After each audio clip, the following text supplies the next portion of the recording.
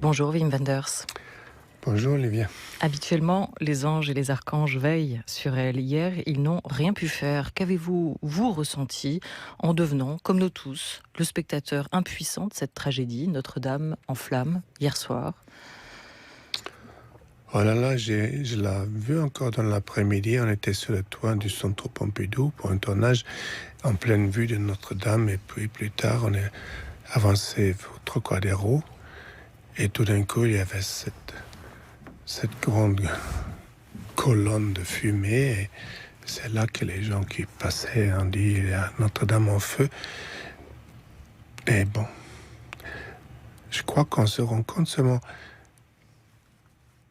que quelque chose est tellement précieux quand c'est en danger. Et Notre-Dame, moi j'ai tellement pris, comme tout le monde, a tellement pris comme garantie, c'est là, évidemment. Ça m'a accompagné toute ma vie depuis que j'étais comme gosse pour la première fois à Paris. Je suis toujours allé à Notre-Dame. C'était un lieu de référence pour moi. J'ai fait mes études à côté, en quartier latin. J'ai passé tant d'heures là, à l'intérieur parce que c'est aussi un lieu incroyable de paix. Et bon, on se rend compte seulement comment on apprécie ça si tout d'un coup on se rend compte que c'est fragile.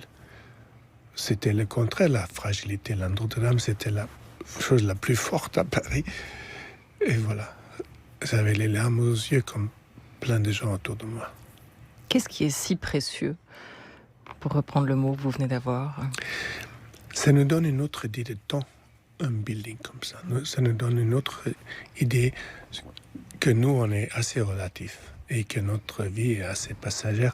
Et un building comme ça, c'est pas par nature, pas passagère, c'est là. Et que c'est en flamme tout d'un coup, ça se traduit sur nos propres vies, je crois. On se sent tous en flamme. On sent que comment c'est précieux, la vie. Si quelque chose qui a une vie si longue et si dure et si stable peut être si vulnérable. C'est pour ça peut-être qu'en voyant ces images hier, il était difficile de ne pas penser à la scène d'ouverture des Ailes du désir, votre film Wim Wenders, où l'ange Cassiel, Bruno Ganz, éternel, immortel, perché en haut d'un clocher éventré, celui d'une cathédrale déjà sans âge, la Kaiser Wilhelm Gedenkniskirche de Berlin. Il regarde passer les hommes, il regarde passer le temps, et dans ses yeux à lui, on voit que ce qui semble immuable devient aussi en quelques heures périssable. Oui, c'est exactement ça. Et si jamais j'avais tourné ce film à Paris, je suis sûr que dans cette première image du film, l'ange aurait regardé de là-haut, d'un des deux tours de Notre-Dame. Et qu'est-ce qu'il aurait vu? Montrer les humains dans le regard des anges, hein. C'était ça aussi, les Ailes du désir. Il faut imaginer ce qu'ils ont vu hier soir de là-haut, ces anges de Notre-Dame de Paris, ces visages en pleurs, ces regards abasourdis, ce recueillement aussi, ça c'était le hors-champ. On a vu les images de la cathédrale en flammes, un peu moins tous ces visages que l'ange aurait pu voir de tout là-haut, hein. Bon, il aurait aussi entendu les voix intérieures, les pensées. Et je crois les gens ont eu la même pensée. Parce que c'était un peu la mort d'un building qu'on voyait. Heureusement, elle n'est pas morte. Elle a survécu, à peine. Mais nous, tous qui ont regardé, il y a une petite morte qui est arrivée dans chacun de nous. La mort, ça vient toujours en petite portion. Reconstruire, restaurer, comme Zimmerman dans L'Ami américain, c'est aussi ça qui nous rend humains, parce qu'après la destruction, il y a aussi la reconstruction. Wim Wenders. C'est une énorme force de l'humanité, de pouvoir reconstruire, de pouvoir recommencer à zéro, de se dire on peut faire mieux, on va faire un nouveau effort, mais on va apprendre de l'histoire. Malheureusement, c'est juste pour notre époque aujourd'hui qu'on se rend compte qu'il y a pas mal de gens qui semblent ne rien apprendre de l'histoire. Malheureusement, notre continent, notre si beau continent, il a eu une histoire de guerre et de sang, et tout ça, c'était toujours déclenché par le nationalisme, et que ça revient à nos jours, pour moi, c'est inconcevable. La manque de notion d'histoire que les gens ont aujourd'hui. Et bon, Notre-Dame, c'est un symbole de l'histoire. De laquelle, justement? C'est 850 ans d'histoire, Notre-Dame de Paris. Cette présence dans la ville qui ramène cette histoire à la lumière, cette cathédrale mondiale, cet héritage d'une histoire française, mais aussi d'une histoire européenne. Vous le rappeliez, Wim Wenders. Chaque monument raconte une histoire. Pour vous, quelle histoire raconte Notre-Dame? Je trouve que ces monuments, ces endroits racontent nous. C'est eux qui nous ont vus. C'est elle qui nous a vus pendant 800 ans. Elle a vu des générations et des générations de Français. Elle a vu la Révolution française. Elle a vu plein de choses. Elle est témoin. Elle est notre témoin. Et on se rend compte, quand on la voit en flamme, que c'est notre témoin qui est en flamme. Et c'est vraiment un énorme symbole très, très puissant pour ce qui se passe aujourd'hui, pour la situation dans laquelle on est aujourd'hui comme citoyen européen. Vous êtes, vous, l'un des cinéastes, Wim Wenders, qui avait le plus influencé des architectes, comme les architectes vous ont par ailleurs influencé les villes que vous avez énormément filmées. D'ailleurs, cette cathédrale, vous l'avez filmée. Il y a une scène dans un film qui m'aurait échappé, où vous avez pu capter Notre-Dame de Paris. Je suis assez sûr qu'elle apparaît un peu dans Carnet de notes et dans l'ami américain, mais j'ai pas vraiment jamais fait un film seulement à Paris. Je regrette maintenant. Vous dites que ces monuments sont des témoins. Le cinéma l'est aussi à son tour, en captant ces villes comme vous le faites. Oui, le cinéma est notre témoin, c'est l'art du XXe siècle. Ça a été inventé pour témoigner ce siècle. Et le cinéma est arrivé avec les grandes villes. Ça s'est né en même temps. Ça n'aurait pas pu naître sans les grandes villes et sans les masses qui arrivent dans les villes et sans leur solitude qui avait besoin d'un miroir comme c'était le cinéma. Un art de la mémoire. Un mot encore, Wim Wenders, parce que vous êtes le réalisateur l'an passé du pape François, un homme de parole. On vous recevait, ou plutôt on vous entendait à ce sujet dans la grande table par téléphone. Vous étiez alors en Allemagne. Le pape François n'a pas encore réagi officiellement.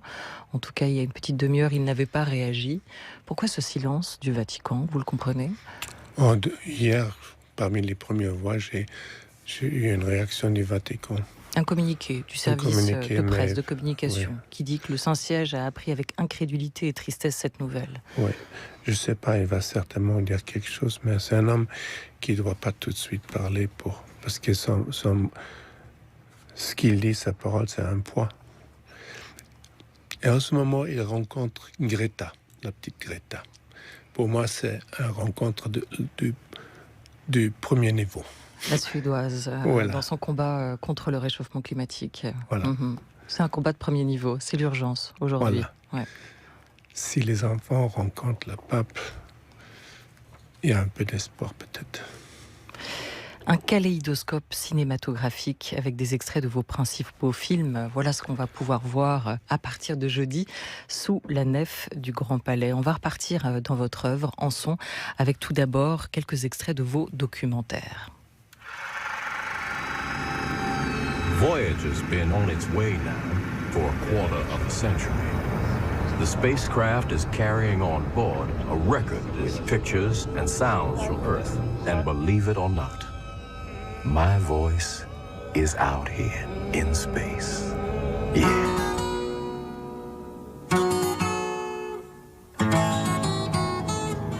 I have the distinct honor of presenting to you Pope Francis of the Holy See. Buonasera.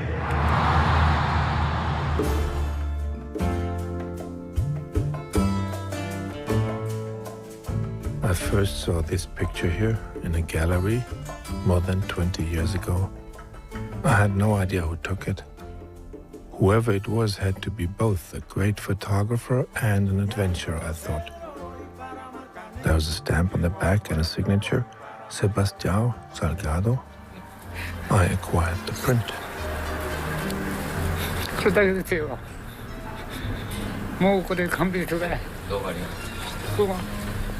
I'm indebted to Ozu. Sometimes one feels lonely. Leave me now. I thank you. Yes, one becomes lonely. Bon, j'ai un papier que m'a donné Wim Wenders. Il a posé une caméra, mis un magnétophone et il me laisse tout seul. Et il m'a pas bien placé pour que je puisse regarder le tennis.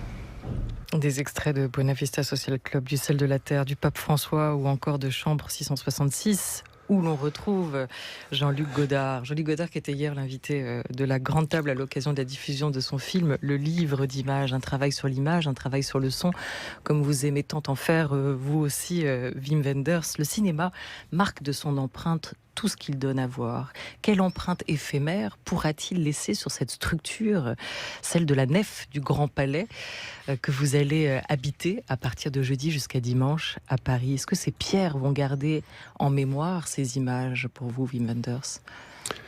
Oui, ce serait intéressant de voir toutes ces images projetées sur l'architecture même de la nef, et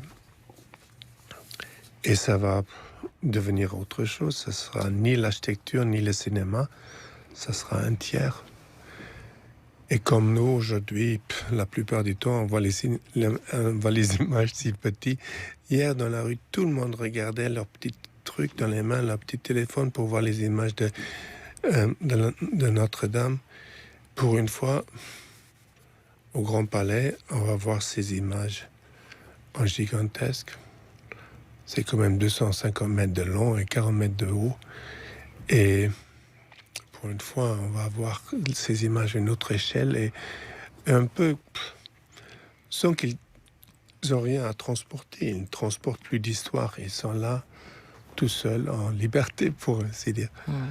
Quel dispositif technique avez-vous utilisé pour cette installation? C'est pas moi-même, c'est le thème, c'est un énorme truc avec 3 camions et 12 gigantesques projecteurs pour remplir tous ces murs. En ultra haute définition. En ultra haute définition, ouais.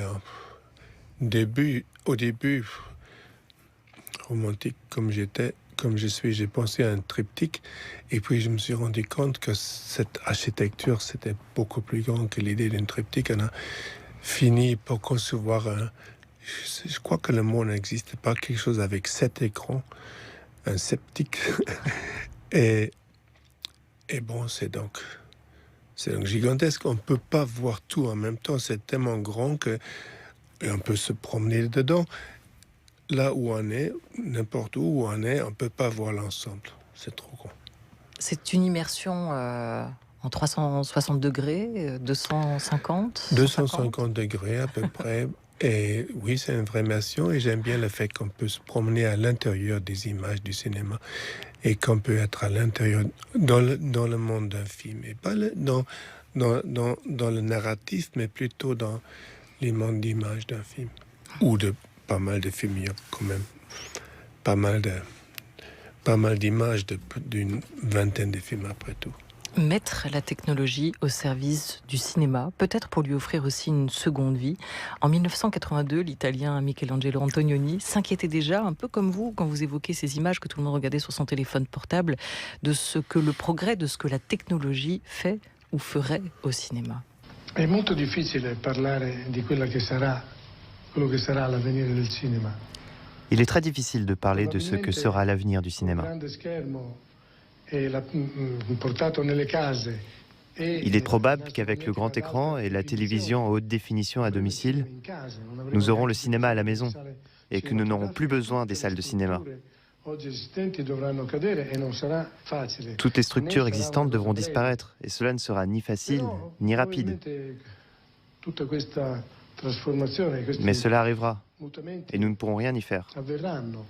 e noi non potremo farci niente, ci resterà soltanto una cosa da fare. Il ne nous restera qu'une chose à faire, nous adapter. Questo problema dell'adattamento io l'avevo già affrontato nel deserto rosso, appunto, che ho appena citato, e l'adattamento delle persone alle nuove tecnologie. J'avais déjà parlé de ce problème de l'adaptation dans le désert rouge. Adaptation des individus aux nouvelles technologies, à l'atmosphère polluée que nous devrons sans doute respirer. Il est très probable que l'avenir se présentera avec une férocité que nous ne pouvons que pressentir. È molto probabile che il futuro si presenti con una ferocia che al giorno d'oggi non c'è ancora, per quanto già si può presentire quello che sarà. Il nous faudra nous adapter, dit Antonioni. Vous prenez-vous le taureau par les cornes plutôt que de subir? Vous repensez aussi ce que peut être le cinéma par la technologie? Oui, un peu plus tard, Michelangelo Antonioni, dans ce petit moment dans chambre 666, dans lequel on avait déjà entendu Godard parler, il y avait une vingtaine de metteurs en scène qui ont parlé sur l'avenir du cinéma. Et Michel-Ange était le seul qui s'est vraiment jeté dans l'avenir. Et un peu plus tard, il dit, on va devenir de nouveaux hommes et femmes. Et je trouve qu'il a vraiment anticipé l'âge digital, l'âge numérique, parce qu'on est en train de... c'est en train de changer nos gènes. On est en train de devenir une autre espèce. Et c'est le seul qui l'a prévu. Et évidemment, il dit le cinéma va tout changer, il va nous changer, on va changer avec, et qu'on doit s'adapter. Et on voit ça, on est en pleine adaptation en ce moment. On est dans un temps entre les époques gigantesques et on est jusqu'au milieu. Et c'est un temps où on peut encore réfléchir, est-ce qu'il y a quelque chose qu'on voudrait bien sauver et emmener du dernier siècle ou de toute la culture qui est derrière nous? Est-ce qu'on veut emmener un petit paquet qui va survivre dans l'avenir? Mais c'est une révolution du regard aussi qui est en train de se faire, hein, Wim Wenders. Ouais. Et c'est ce qu'on peut aussi constater, qu'on pourra constater en allant voir cette installation, projection que vous mettez en scène dans la nef du Grand Palais, en exposant votre cinéma là-bas. Vous le sortez aussi des salles. C'est aussi une manière de repenser sa place dans la société, sa place parmi les autres arts. Oui, il faut la repenser parce que ça ne restera pas comme c'est. Déjà, il y a toute une génération qui ne va plus au cinéma. Et ils ont leur Netflix et leur Amazon et tout ça. Et ils ont besoin des images, mais ils les reçoivent d'une autre manière, déjà. Déjà, la salle de cinéma, c'est nostalgique. C'est une expérience nostalgique. Alors, enlever les images du cinéma et de tous les contextes qu'on connaît et les mettre dans une grande architecture et dire, voilà, réfléchissez bien ce que c'est et comment vous voulez vivre l'avenir avec ça. C'est intéressant. C'était une proposition vraiment sublime de la part de Jérôme Neutre et des Grands Palais de me donner cette chance. Une exposition, celle d'un objet plastique non identifié, une installation monumentale que vous avez pensée et conçue, Wim Wenders, à partir de votre filmographie et qui sera donc projetée dans la nef du Grand Palais du 18 au 22 avril. La nuit seulement. La nuit seulement, gratuitement. Oui. France Culture, il est midi 21. France Culture, la grande table, Olivia Gesbert. Vous retrouvez Wim Wenders à chaque fois que vous venez et que vous nous faites le plaisir de venir autour de cette grande table. Les notes de Jun Miyake et de son Lilies of the Valley, qui était au générique de votre film Pina, consacré à la danseuse et chorégraphe Pina Bausch. À son propos, vous écriviez d'ailleurs dans Les Pixels de Paul Cézanne, où vous parlez de vos influences, que son travail réunit les deux sens de votre mot préféré en un seul. Motion ou motion est ici émotion. Quand quelque chose vous touche, cela provoque un mouvement intérieur psychique. Qu'est-ce qui vous émeut aujourd'hui, Wim Wenders? Je crois surtout le fait qu'on est perdu. Surtout le fait qu'on a encore tout ce bagage avec nous, surtout quand on est un peu plus vieux que moi, et on entre dans un monde qui n'aura plus besoin de tout ça et qui va être redéfini complètement.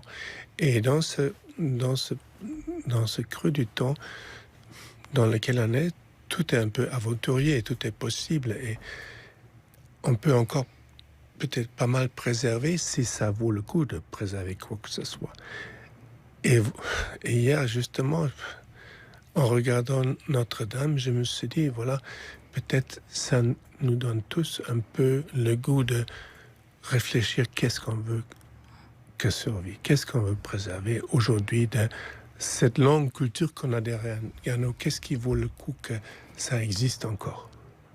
Et vous faites aussi entrer le monde, le vôtre, celui que vous avez filmé, ce réel que vous avez capté, Wim Wenders, sous le toit du Grand Palais, en cinéaste prestidigitateur en français. Vous supprimez les frontières, entre l'extérieur et l'intérieur, entre l'architecture et le cinéma. Cette question des frontières qui est centrale aujourd'hui en Europe et dans les débats européens. Abolir les frontières entre les arts, entre les hommes, c'est aussi rendre au mouvement, pour vous, sa liberté? Oui, il va falloir donner pas mal de liberté à plein de phénomènes. Et on est encore un peu coincé pour décider. Et évidemment, il y a plein de forces en Europe qui veulent que tout soit enfermé et qui veulent recommencer à tout enfermer. C'est parce qu'ils ne comprennent pas que ce n'est plus possible. Ça ne sera plus possible. On ne vit plus dans un monde où on peut enfermer les phénomènes. On ne peut plus. Et donc, il faut chacun penser dans son propre monde à cette idée que il faut, comme le dit Antonioni, il faut commencer à devenir de nouveaux êtres, prêts à voir les choses d'une manière l'un à côté de l'autre et pas l'un séparé de l'autre. Il faut voir les choses ensemble. Il faut voir les races, les pauvres et les riches d'une autre manière. Il faut créer finalement ce que, quand même, la France a imprégné dans le monde entier, cette idée d'égalité. Il faut maintenant la réaliser ou ce sera la fin de notre civilisation. S'il n'y a pas d'égalité. Et l'égalité, il ne peut pas y avoir en construisant de nouveaux murs. On ne sait pas où commence l'architecture et où le film finit avec Émotion, que vous présenterez donc au Grand Palais. C'est une déambulation en immersion que vous nous proposez au cœur de votre cinéma. Cette nef du Grand Palais, c'est une autre prouesse architecturale qui a été conçue, elle, par Henri de Glane, inaugurée en 1900, classée monument historique. C'est un geste sensible, donc une mise en mouvement sur un décor de pierre. Vous devez vous sentir tout petit, comme nous, on se sentira tout petit au milieu de ces images, dans cette nef. C'est aussi pour vous l'envie de mettre en place comme une expérience sensorielle, dans un moment où la sensibilité, on en fait assez peu de choses. Essayer de voir plutôt que de recevoir, c'est ce que vous cherchez à provoquer chez ceux qui se rendront au Grand Palais. Ce que vous dites, c'est tout à fait vrai. On se sent assez petit. Et moi, pendant des semaines, j'ai fait ce montage pour le nef en m'imaginant cet espace incroyable. Et quand on l'a vu la première fois, j'ai pas reconnu ce que j'avais vu dans la salle de montage. C'était trop grand. J'étais tellement petit là-dedans et tout le monde est tellement petit. Et quand on a une grande masse de gens qui se promènent là-dedans, ça donne peut-être une autre perspective. Mais en même temps, ça met en question les relations que nous on connaisse entre les images, le cinéma, ce que c'est aujourd'hui les images qu'on peut tenir dans la main. Je me rappelle quand, pour la première fois, c'était dans les années 90, il y avait ces petits écrans. Il n'y avait pas encore les téléphones, mais il y avait les petits écrans qu'on pouvait tenir dans la main. Et je me suis dit, oh là là, ça va changer notre culture. Le fait qu'on peut, dans sa propre main, tenir le monde. Et en même temps, on est aussi petit qu'avant, nous-mêmes. sans l'image, mais avec le son. On va se quitter, Wim Wenders, avec une mise en mouvement du monde à travers vos films. Des ailes du désir à Paris, Texas, de si loin, si proche, à Alice dans la ville. Merci beaucoup à vous, Wim Wenders. Merci, Olivia.